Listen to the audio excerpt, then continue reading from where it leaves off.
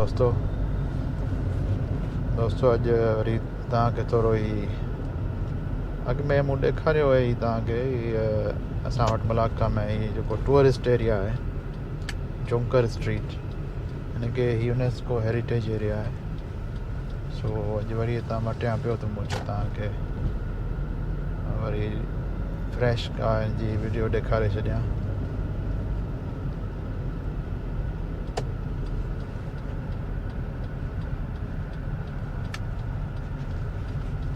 हीअ आहे जोंकर स्ट्रीट या जोंकर वॉक।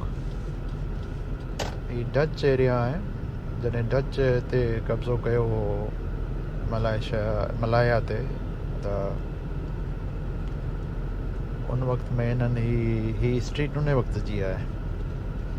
हिन में जेके बि जॻहियूं ठहियल आहिनि से डच आर्किटेक्चर ते ठहियल आहिनि। उन वक़्त में डच जेको आहे हिननि जो टैक्स जेको आहे मड़ियो त जेके हिते कारोबार कंदा ही जीअं पाण वटि शाही बाज़ार आहे ईअं आहे। परियां जेको गवर्नमेंट जी जेका हूंदी हुई जीअं हैदराबाद में किले जे अॻियां शाही बाज़ार त हिननि जो बि जेको किलो ऐं उहो ही उन जे अॻियां बिल्कुलु हिकिड़ी घटी आहे। त हिननि टैक्स हिननि खे आयो त जेतिरी दुकान विकिरो हूंदो ओतिरो टैक्स वधीक हूंदो। त हिननि छा कयो जो सभु थोरा दुकान ठाहिया पर पोयां हुनखे जेको आहे सो हिनजी 200 फुट ताईं आहे 180 फुट ताईं आहे। अॻियां जेको आहे सो 12 फुट 15 फुट। पोइ हिननि पंहिंजा माण्हू घर पे हिननि हिते ई हूंदा हुआ न, घर अॻियां दुकान पोयां घर। पोइ जीअं फैमिली जेका आहे सा जीअं जीअं हुननि जी वधंदी वेंदी त वरी हिकिड़ो पोयां कमरा वधंदा वेंदा हुआ ऐं ईअं उहो टिघा थींदा विया।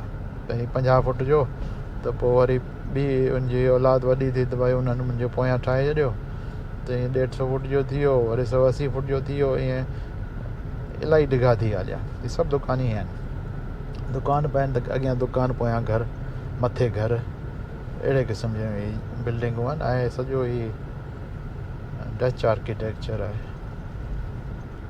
ऐं इलाही पुराणो जेको आहे सो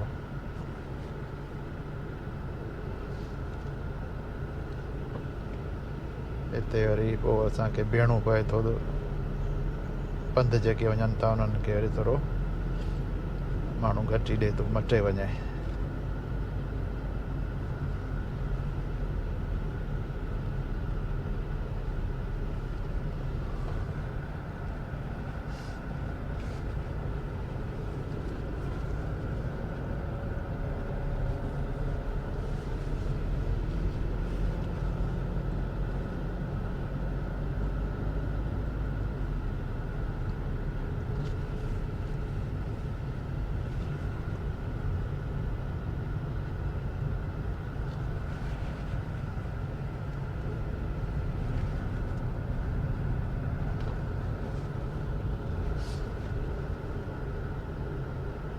ही वरी उन जोंकर स्ट्रीट जे सां पैरेलल वञे थी हिकिड़ी हिनखे हिडन स्ट्रीट चवनि था। हाणे हिननि थोरा नाला बदिलाया आहिनि पर एतिरो ज़ोर कोन था ॾियनि। उहो ई जेको आहे सो पुराणा नाला हलनि पिया।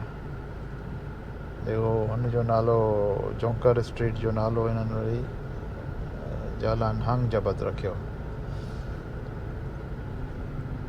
ऐं हिन जो नालो वरी इहो जालान तान तुन चेंग लॉक इहो रखियो।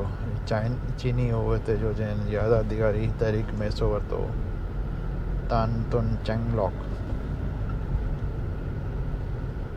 पर मूं ॾिठो आहे त सिंगापुर वारनि तारीख़ी नाला जेके आहिनि उहे चेंज कोन कया आहिनि। जीअं हुयो उते जीअं नेपियर रोड आहे नेपियर उहो साॻियो ई जेको जंहिं संद ते कब्ज़ो कयो पोइ उन खे जेको आहे सो उन्हनि उनजे पोयां जेके नाला जेके रखिया ऐं माना उन्हनि खे यादगिरी जे लाइ सो सिंगापुर में बि आहे नेपियर रोड आहे। न्यूज़ीलैंड में शहर आहे नेपियर। उहे सिंगापुर में अञा ताईं उहो नेपियर रोड सॾिजे थो। ॿियो पाण वटि जेको उहो बि सिंध ते कब्ज़े में शामिलु हो मेजर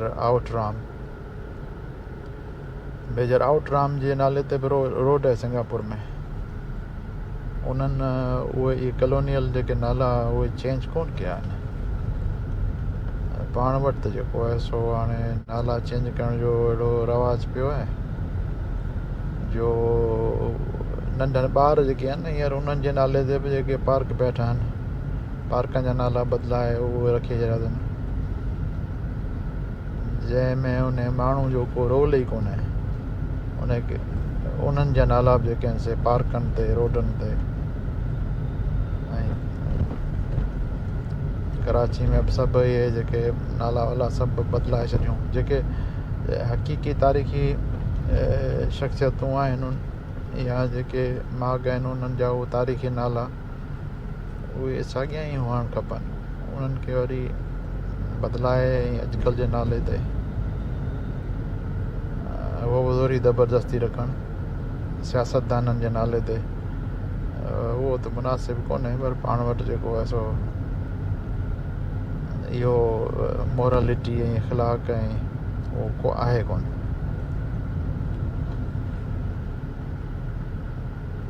सो बसि इहो ईअं लॻो पियो। हिते बि हिननि कुझु मलाइशा में ईअं कयो आहे, घणो कोन कयो आहे पर कुझु कयो। पर शाबाश हुजे सिंगापुर वारनि खे, उन्हनि पंहिंजो तारीख़ी जेको आहे विरसो आहे उनखे ओड़ो जो ओड़ो क़ाइमु रखियो आहे, उन्हनि ई नालनि ते रखियो आहे।